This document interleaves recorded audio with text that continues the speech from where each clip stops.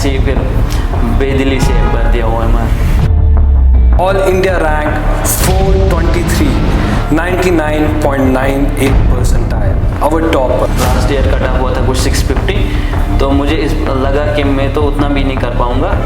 कि जैसे ही आपको पता चला आपके रिजल्ट के बारे में, आपका क्या रिएक्शन था?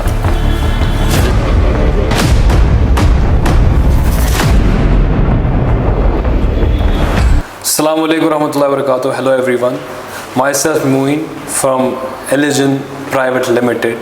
और मेरे पास आज ऐसे एक मेहमान हैं जिनने एक सपना अपना पूरा किया, और ना ही खाली अपना सपना पूरा किया मगर अपने घर वालों का सपना पूरा किया, अपने दोस्तों का सपना पूरा किया और अपने रिश्तेदारों के सपना पूरा किया।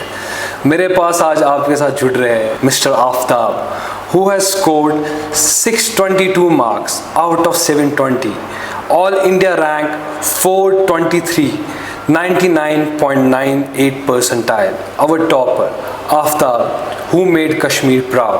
आफ्ताब, मैं आपको मुबारकबाद देता हूँ कि आप हमारे पास आए, और आपको मुबारकबाद इस खुशी के लिए। अस्सलामु अलैकुम, आपका शुक्रिया मुबारकबाद देने के लिए। मेरा नाम आफ्ताब इकबाल है। मैंने नीट UG 2025 एग्ज़ामिनेशन दिया था एंड अल्हम्दुलिल्लाह मैंने 622 मार्क्स स्कोर किया out of 720 with all India rank of 423 and JNK rank of 1। माशाल्लाह आफ्ताब, मैं आपसे पहली बात जो जानना चाहता हूँ आफ्ताब, वो यही रहेगी कि जैसे ही आपको पता चला आपके रिज़ल्ट के बारे में, आपका क्या रिएक्शन था? रिज़ल्ट देखते टाइम मेरे साथ मेरे घर वाले भी थे, मेरे अंकल थे, तो हम सभी बहुत खुश थे, बहुत खुश थे। I can not describe it in words. तो अंदर से एक ऐसी फीलिंग आ रही थी, खाना भी सही से नहीं खा पा रहे थे, उतनी ज़्यादा एक्साइटमेंट थी। माशाल्लाह। तो आपके पेरेंट्स ने आपको क्या बोला उस टाइम पे? आपके घर का माहौल कैसा था? आपके कज़न्स भी थे, आपके रिलेटिव्स भी थे वहाँ पर? रिज़ल्ट देखते टाइम तो सिर्फ घर वाले थे और हर कोई अल्लाह का शुक्रिया अदा कर रहा था और मुबारकबादी दे रहे थे। रिज़ल्ट के थोड़ी देर बाद फिर सब रिलेटिव्स को जब पता चला, कज़न्स को पता चला, तो सभी खुश हुए और हर कोई मेरे घर पे आया, मुझे मुबारकबादी दी, मेरी हौसला अफजाई की, हर कोई बहुत खुश था। आफ्ताब, ना ही आपने अपने घर वालों को सर ऊपर किया है, ना ही अपना सर आपने खाली ऊपर किया है, आपने हम सब को फ़ख्र महसूस कराया है। जो आपकी अचीवमेंट है ये हमेशा हमें याद रहेगी। मैं जानना चाहता हूँ जो आपके स्ट्रगल्स रहे, क्योंकि एंड रिज़ल्ट एंड प्रोडक्ट तो हमने देख लिया, मगर मैं जानना चाहता हूँ अपने स्ट्रगल्स क्या क्या देखे इसमें।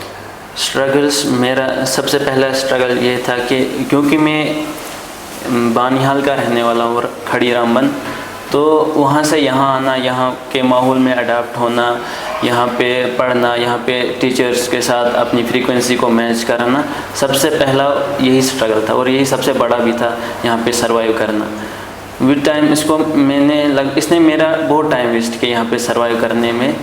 लगभग 3-4 महीने तो इसी में गए, यहाँ पे रहना, हॉस्टल का खाना खाना, और इसी में ज़्यादा टाइम जो स्ट्रगल था वो मेन स्ट्रगल यही था। और फिर दूसरा स्ट्रगल था पढ़ाई का, वो अलग था। उसमें मैंने असल में पहले गवर्नमेंट स्कूल्स में एजुकेशन हासिल की थी, तो फिर जब हमने 11th शिफ्ट किया तो 11th का सिलेबस बहुत ज़्यादा होता है, तो उसको कवर अप करने में भी बहुत टाइम लगा, बहुत स्ट्रगल्स आए, उसको कहीं कभार समझ नहीं आते थे, डाउट्स वगैरह।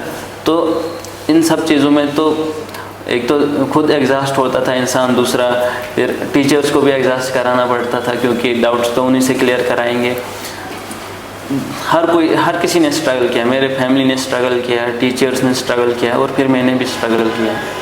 बिल्कुल, बेशक। और वो स्ट्रगल का हमने एंड रिज़ल्ट देख लिया माशाल्लाह। अल्लाह ऐसी कामयाबी सबको नसीब करे।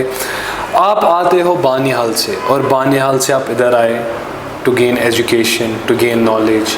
तो ये जो आपका अडेप्ट करना पड़ा आपको नया हैबिटेट, पहले मैं ये जानना चाहूँगा कि जो आपका हैबिटेट था ऑलरेडी कहाँ, बानिहाल में, वो उस हैबिटेट, उस एनवायरनमेंट में और इस एनवायरनमेंट में क्या डिफरेंस लगी आपको? पहला डिफरेंस यही है कि वहाँ पे ज़्यादा पढ़ाई नहीं होती है, ज़्यादा कॉम्पिटिटिव माहौल नहीं था। ओके। तो जब हमने यहाँ पे शिफ्ट किया तो यहाँ पे एक तो पढ़ने वाले बच्चे मिले, उनके साथ कॉम्पीट करना पड़ता था, तो ये सब चीज़ें यही मतलब मेन चीज़ें यही होती है कि कॉम्पिटिटिव इन्वायरमेंट। और टीचर्स वहाँ पे भी पढ़ाते थे लेकिन नीट लेवल का ऐसे नहीं पढ़ाते थे जहाँ जैसे यहाँ पे पढ़ाते थे। ये बहुत बड़ा डिफरेंस है, कॉम्पिटिटिव माहौल का बहुत ज़्यादा डिफरेंस है। और फिर बाकी चीज़ें भी आती है छोटी मोटी, खाना वगैरह। अच्छा, आप रहते अलग थे, मतलब हॉस्टल में रह रहे थे आप यहाँ? शुरू में तो हॉस्टल में ही रहते थे, लेकिन फिर हमने रूम किया था रेंट पे, फिर घर वालों को भी साथ बुलाया था और फिर साथ में ही रह रहे थे। तो अब मैं आफ्ताब ये सुन के बहुत ज़्यादा क्यूरियस हो गया कि आपने ऐसे चेंज का लाई अपनी ज़िंदगी में, या आपको ऐसे रिसोर्स मैनेज करने पड़ते थे, एज इन आपको रहना पड़ता था अकेले, आपको घर के चोर्स भी होंगे, you have to run your own errands as well. मैं जानना चाहता हूँ how you used to manage your studies. आपके 12 आवर्स के बारे में बताओ आप मुझे। मैं अपना टाइम टेबल अपने क्लास के हिसाब से सेट करता था। जनरली मेरी क्लास 3 PM to 7 PM होती थी यहाँ पे। तो क्लासेस के बाद मैं घर जाता था, रेस्ट लेता था 15-20 मिनट। उसके बाद फिर मैं क्लासेस में जो भी पढ़ा उसका रिवीजन कर लेता था, शॉर्ट नोट्स जो बनाए थे उनका रिवीजन, होमवर्क जो टीचर्स देते थे उनको सॉल्व करता था। और फिर आगे खुद जो मतलब खुद से प्रैक्टिस करता था, आगे मॉड्यूल से, कोई बुक एक्स्ट्रा बुक वहाँ से, ऑनलाइन प्लेटफॉर्म से, कहीं से भी। तो जनरली मैं 11 to 11:30 के अराउंड सो जाता था। सुबह में 6:30 के अराउंड उठ जाता था। उसके बाद फिर मैं सुबह पहले तो नमाज पढ़ के फिर मैं फिर से लास्ट क्लास का रिवीजन करता था, आधा घंटा 1 घंटा। उसके बाद फिर मैं ऐसे रखता था, फिज़िक्स में मुझे 30 to 40 क्वेश्चंस करने हैं, केमिस्ट्री में मुझे 30 to 40 क्वेश्चंस करने हैं, बायोलॉजी में मुझे NCERT पढ़नी है और क्वेश्चंस करने थोड़े बहुत। फिक्स टाइम नहीं था कि सिर्फ 1 घंटे करना है फिज़िक्स, ऐसा नहीं था। उसमें कभी 30 ही मिनट लग जाते थे, कभी 2 घंटे लग जाते थे, वो देता था मैं। ऐसा नहीं कि 1 घंटा पढ़ना है उसमें फिर 15 ही क्वेश्चन हो जाए, 10 हो जाए, ऐसा नहीं था। फिक्स क्वेश्चंस फिक्स थे, टाइम फिक्स नहीं था। और जब कभी टाइम बचता था तो मैं कभी कभार रिवीजन में लगा देता था, टेस्ट प्रिपरेशन में लगा देता था। वैसे कोई फिक्स्ड आवर्स नहीं थे, टाइम स्टडी आवर्स फिक्स्ड नहीं थे। ये डिपेंड करता था कि कितना टाइम मैं फ़िज़िक्स में लगाऊँ, 30-40 क्वेश्चंस करने में, ऐसे ही केमिस्ट्री और बायोलॉजी। इस चीज़ ने मुझे, जो आपने बात कही, इस चीज़ ने मुझे बहुत ज़्यादा मेस्मराइज़ किया। जो मैं इससे निकाल पा रहा हूँ ना, वो ये चीज़ है कि आपका एजेंडा ये था कि मुझे कितने घंटे दिन में पढ़ना है वो मैटर नहीं करता था। आपके टास्क कैसे एग्जीक्यूट करने हैं आपको, आपने एक पर्टिकुलर टास्क दे के रखते थे आप दिन भर कि आपको 40 सवाल करने हैं, तो आप वो 40 सवाल करने इरेस्पेक्टिव ऑफ कितना टाइम लगे, आपका ऐसा स्केड्यूल है। मैं आप जानना चाहता हूँ, फॉर एन एवरेज स्टूडेंट उसके लिए क्या वर्क फ्लो रहना चाहिए, या वो किस रास्ते पर चलना चाहिए, उसके लिए आपको क्या एडवाइस है?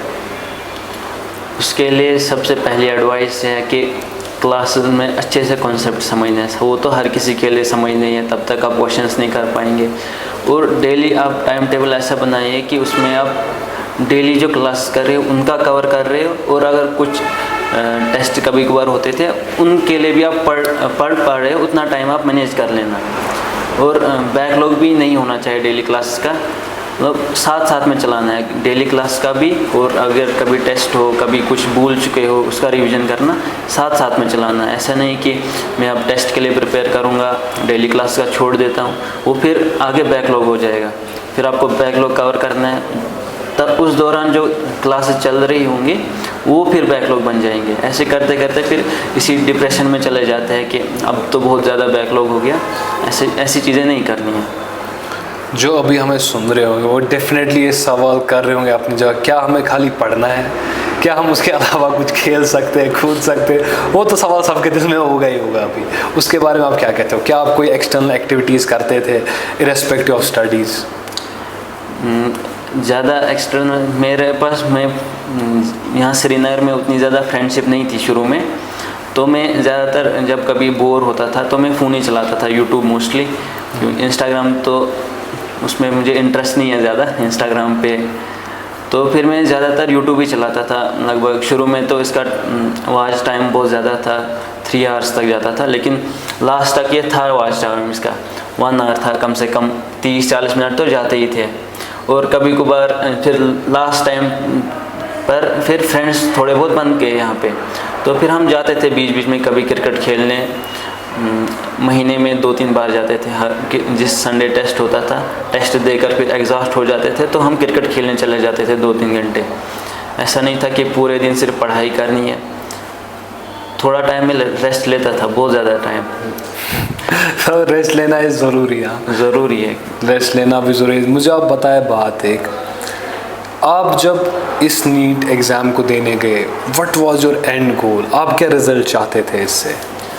एग्ज़ाम से पहले जब हम एग्ज़ाम हॉल में बैठे, वहाँ पे वो बिठाते 1 घंटा 2 घंटा पहले, वहाँ पे थोड़ी बहुत नर्वसनेस तो हर किसी को होती ही है, तो मुझे भी थी थोड़ी नर्वसनेस।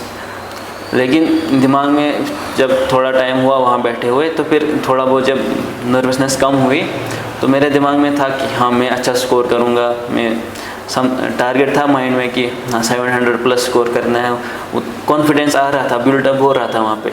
लेकिन फिर जब पेपर हुआ, पेपर में क्वेश्चंस नहीं बने, थोड़ा बहुत डिमोटिवेशन आया, पेपर में ही डिमोटिवेशन स्टार्ट हुआ। फिर मैं इस चीज़ का भी शुक्र पढ़ता हूँ कि मैंने पहले बायोलॉजी अटैम्प्ट की। अगर बायोलॉजी पहले अटैम्प्ट नहीं की होती, क्या पता फिर पूरा पेपर ही ख़राब हो जाता। मैंने बायोलॉजी अटैम्प्ट की, पहले केमिस्ट्री और फिर लास्ट पे फिज़िक्स करते करते मेरा जो अंदर मोटिव था कि मैं इतने मार्क्स स्कोर करूँगा, वो तो ख़त्म ही हो गया। और ऊपर से मैं लास्ट ईयर का कट ऑफ देखकर, लास्ट ईयर कट ऑफ हुआ था कुछ 650, तो मुझे लगा कि मैं तो उतना भी नहीं कर पाऊँगा। तो फिर मैंने ऐसे ही फिर बेदिली से भर दिया OMR।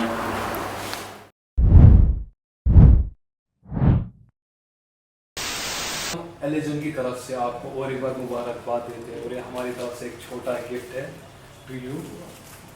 This is a little gift from our side. या बाकी it was very nice talking to you, आपके साथ बहुत मज़ा आया।